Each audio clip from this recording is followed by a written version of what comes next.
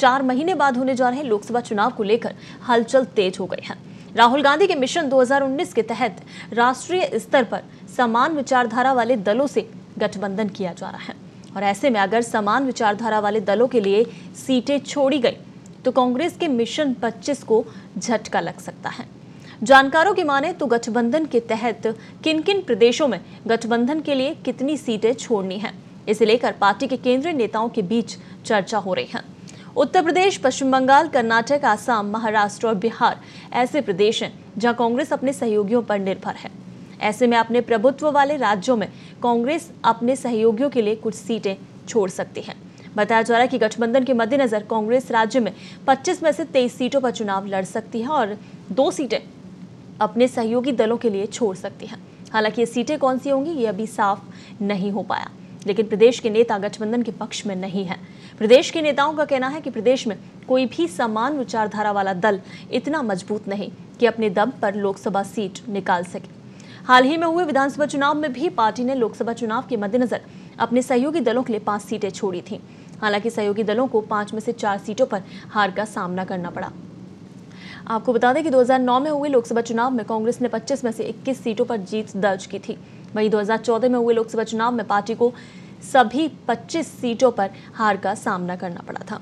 चलिए, इस पूरी खबर पर ज्यादा जानकारी के लिए हमारे सहयोगी फिरोज हमारे साथ फोन लाइन पर जुड़े हुए हैं। फिरोज, गठबंधन जिस बारे में कहा जा रहा है कांग्रेस की तरफ से कि गठबंधन के जोड़ तोड़ में कांग्रेस जुटी हुई है, क्या कुछ जानकारी फिलहाल सामने आ रही है? 2 सीटों को लेकर बात कही जा रही है गठबंधन की। देखिए जो राहुल गांधी का जो मिशन है वो 2019 है।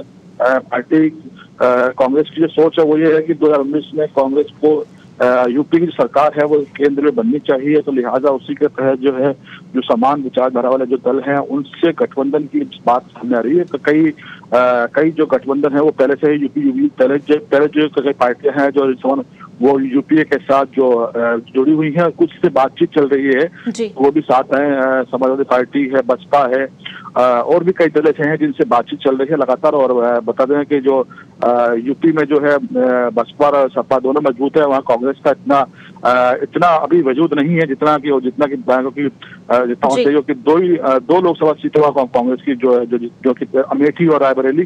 उसके अलावा बात करें तो और कई प्रदेश है, पश्चिम बंगाल है, वहाँ ममता बनर्जी से जो है गठबंधन की बात चल रही है। बिहार में आरजेडी है, उसके अलावा कई ऐसे राज्य हैं। महाराष्ट्र में कांग्रेस जो है वो एनसीपी के साथ मिलकर जो है चुनाव लड़ती है, तो लिहाजा वहाँ पर पार्टी एनसीपी पे निर्भर है। तो कई राज्य ऐसे हैं जहाँ पर पार्टी दूसरे जो रिजर्व पार्टी हैं उन पर निर्भर है, तो लिहाजा उसका जो अब देखना ये है कि जो पार्टी का जहाँ प्रभुत्व है, जहाँ पार्टी जहाँ कांग्रेस की जहाँ मजबूत है, जैसे राजस्थान है, मध्य प्रदेश है, हरियाणा है, छत्तीसगढ़ है, ये जो राज्य है जहाँ पर कांग्रेस मजबूत है, तो वहाँ पार्टी अपने गठबंधन जो सहयोगी दल है, अगर उनकी डिमांड होती है कि उनको यहाँ पर कुछ सीटें चाहिए, तो वो पार्टी किस तरीके से उनको देगी, बिल्कुल नहीं लेकिन फिरोज इसको लेकर पूरी बात चल रही है। जी, साथ ही ये भी सामने आ रहा है कि प्रदेश सरकार जो है वो गठबंधन के पक्ष में नहीं है।